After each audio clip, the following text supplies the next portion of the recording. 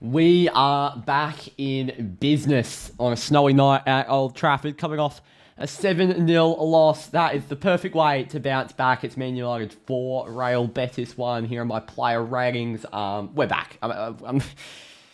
There's always going to be a blip in the road, and the 7-0 loss to Liverpool is no blip in the road. That's an absolute disaster. It's a pit hole. It's a tsunami. It's a horrific head crack on the road. But that's the way I bounce back, and that shows the mentality of this team. Under Solskjaer, under Rangnick, even under Mourinho at stages, and Van Gaal, they just weren't a bounce back like this. A group of players at Manchester United who have not bounced back like this. In a loss that is so horrific, to keep your heads up this high, Marcus Rashford spoke really well in the press conference yesterday, and all the players were smiling in the tunnel, and they went out and played one of our best games this season. That second half was probably, arguably, our half of the season. Sugar me a cricket score. It genuinely... look, Weghorst scored, but I'm actually going to say if Martial played, we would have scored 6 or 7. Because that should have been a cricket score. I mean, how many shots we had was... I want to have a look at the shot count. If Martial played, I genuinely would have backed us to score 6 or 7. Because we had 25 shots to 6. Unbelievable. 13 on target. So, yeah, what a performance by us. And that second half in particular. De Gea's going to get a 5 from me. And he gets a 5 there. He didn't have anything to do. Can't do anything on the goal. That was Luke Shaw's fault. He was out of position. But you can't do anything on the goal. And when he did have something to do, the ball comes back to him and he gets scared and he almost gives away a goal and just boots it out or boots it straight to Betis. I mean, that one time where he tried to play it out the back straight to that Betis midfielder. Oh my lord. So De Gea was definitely our worst player today, even though we only conceded 1 and won 4-1. It's like a Martin Dubravka performance. Like, it's Jesus, terrible. Dalot, I'm probably going to give a solid 6. 5.4, we're going low, are we? Look, Wan-Bissaka needs to start against Southampton and show what he's made of, because I'm getting close to the stage where I've loved Dalot all season. I think he has been our best right back this season, but it's getting close to the stage where I prefer Wan-Bissaka, because... Dalot's coming back. He's not come back from injury. Ever since he's come back from the injury, he's just looked off. And Wan-Bissaka has looked absolutely world-class at times, as he did today. So I prefer Wan-Bissaka at the moment. Needs to start against Southampton, in my opinion. Wan-Bissaka. But Dalot was okay. Can't get many crosses in the box, if I'm being honest. And Anthony actually ignored him a few times when Dalot was overlapping really well. So a little bit unlucky on Dalot's side. Anthony wasn't really eager to give off the overlap, but still a solid game. Varane's an 8 for me. I can't believe he's getting that low score. I'm in disgust almost of that score. Martinez also gets an 8. Neither of them did anything wrong. In fact, they did everything in a world-class manner. Absolute professionals. I mean, what a performance from the centre-back combo. It was Luke Shaw's fault why we conceded that goal, and it was also partly just a fantastic finish by that player. Varane and Martinez in great positions all game, did whatever they needed to do, and that's both 8s. And I'm going to give them both 7.5s. 7.5s, I'm not going to give them 8s, but yeah, both 7s, fantastic. Luke Shaw gets a 6 for me because he was actually very good going forward and he was very good defensively for most of the game. He was at fault for the goal being out of position, but that was just a small blip.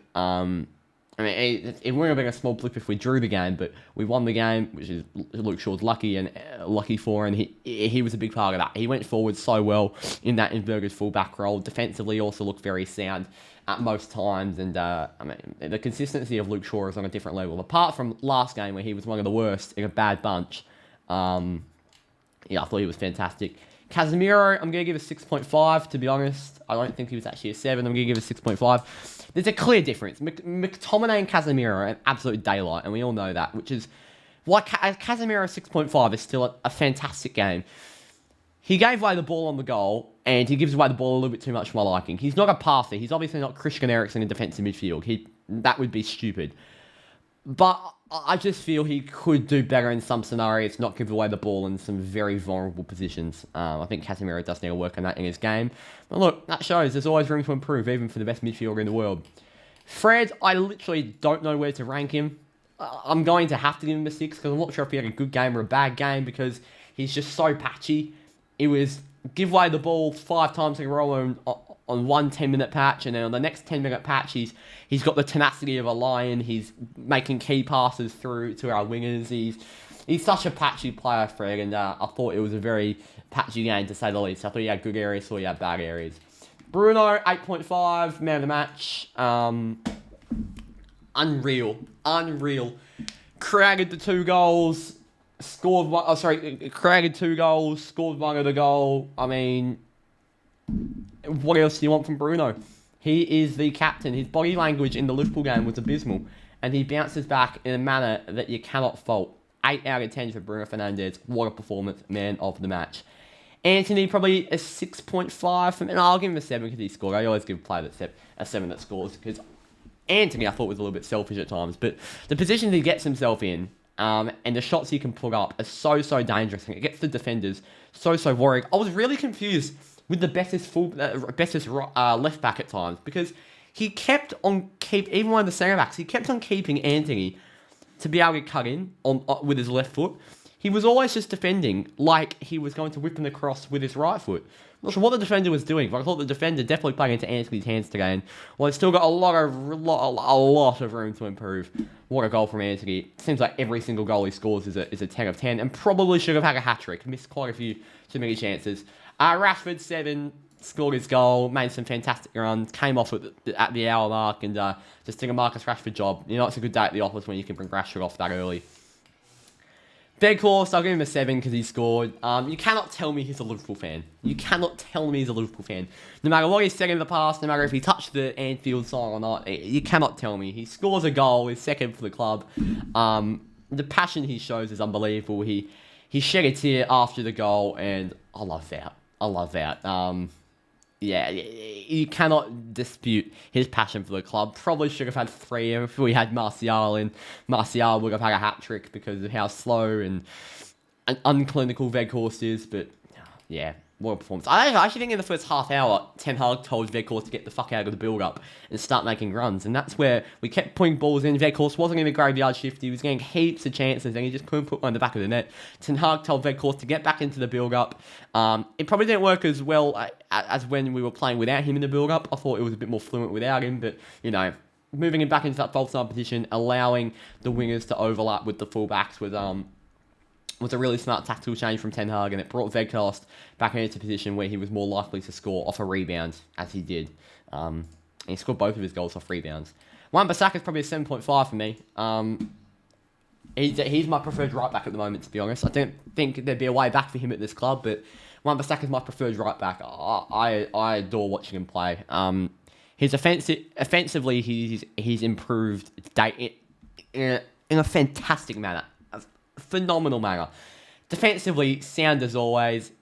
Look, obviously didn't need to defend on the back post today. That's probably the one weakness of his game, because he can put in crosses to the box that are so dangerous. He wins the ball back. He's got some real long legs, let me say. That's why he's called the Spider. He's got some real long legs to win the ball back, and yeah, he's a flair right back. That's what I'll say. He could smile once in a while, though, because if we take a look at this picture, he could smile once in a while. He looks a bit sad sometimes. Malacia, 6. Sancho's okay when he came on, actually, 6. McTominay, 6.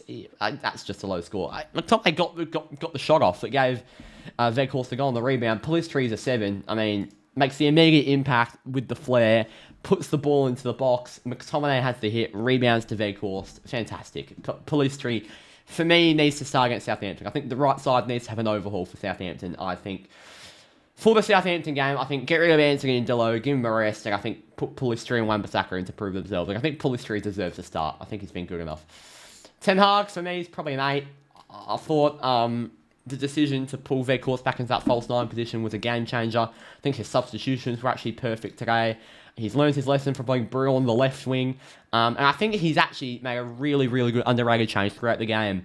When we were struggling to get balls into the box, he moved Anthony to the left and Rashford to the right, and they were both putting the balls in for Weghorst. And while we couldn't score, it created fear in that Betis defence. I thought Anthony to the left and Rashford to the right was a really smart decision by Ten Hag. He gets an 8 for me. Submit my vote. I'd be shocked if it's not Bruno. It is Bruno with 76% of the vote. What a player. My captain. And I'll see you all next time for Southampton on Sunday. Cheers. What a win. What a bounce back. Liverpool in the mud. Not really. We're shit. No, we're not. Up the Reds.